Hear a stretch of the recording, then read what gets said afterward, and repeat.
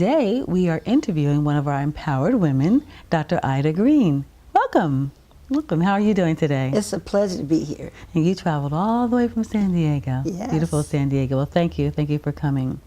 Now, you've got an amazing story in the sense that you've done some things that I think most men, and most women have never accomplished in their whole lives. Tell us about it. And the reason you've done it is amazing as well. Can you share that with us? Yes.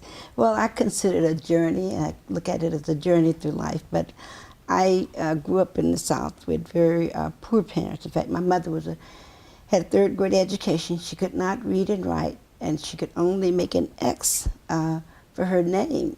And so I taught her, for my education, taught her how to sign her name.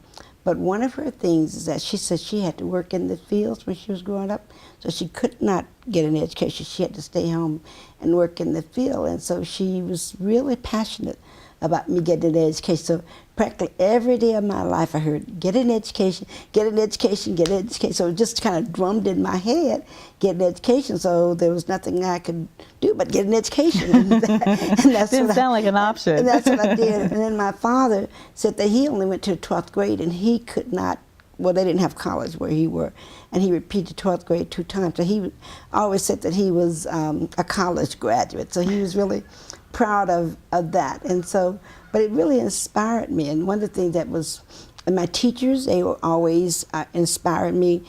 I'm pretty sure they must have seen something in me, because when I was in, from the 2nd grade on, they had put me in plays, and I never asked them to put me in plays, but they had me in all these plays, and the only time I put myself in a play when I was in the 12th grade.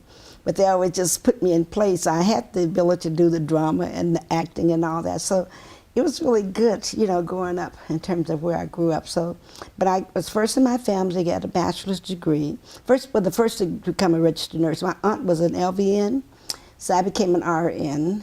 And then I moved to San Diego and got married. And I got my bachelor's degree. I was the first one to get my bachelor's, the first one to get my master's degree, and the first one in my family to get my PhD. And then I went back and became a licensed marriage and family therapist. And I had lifetime teaching credential with the school district.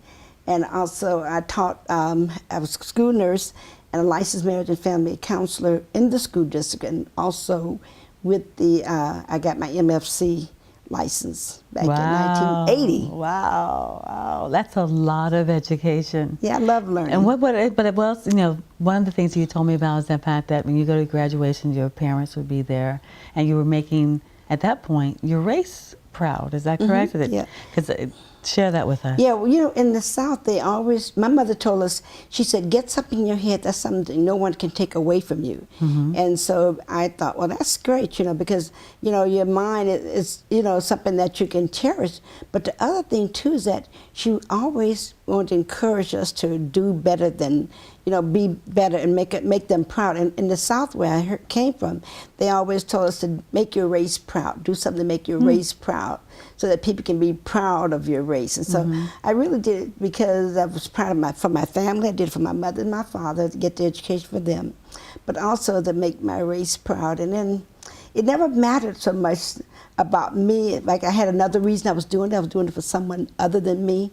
But when I got my doctorate, I thought, well, I'm going to do that one day. And when I got my doctorate, I got that for me. But all the other degrees I got for someone else.